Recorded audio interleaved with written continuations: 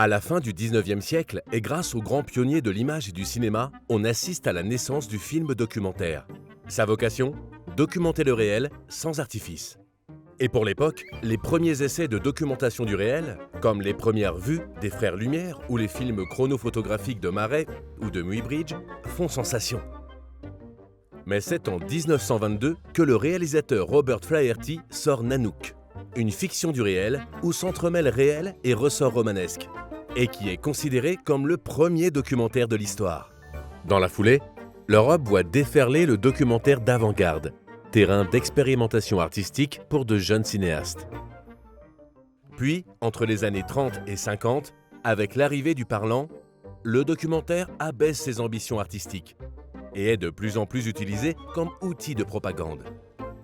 Il faudra attendre l'après-guerre pour qu'il reprenne son rôle d'analyse du réel et place à nouveau la connaissance et l'humanisme au premier plan. Dans les années 50, les caméras deviennent plus légères, plus silencieuses, et le magnétophone portatif à bande magnétique fait son apparition.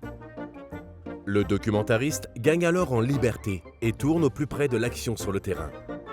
Les années 70 marquent l'émergence des émissions documentaires, mais le docu pur disparaît de la télévision française après 1968.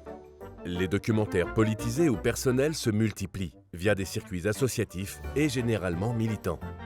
Ce n'est qu'à partir des années 80 que le documentaire refait son apparition sur le petit écran, sur Canal+, Planète ou La 5.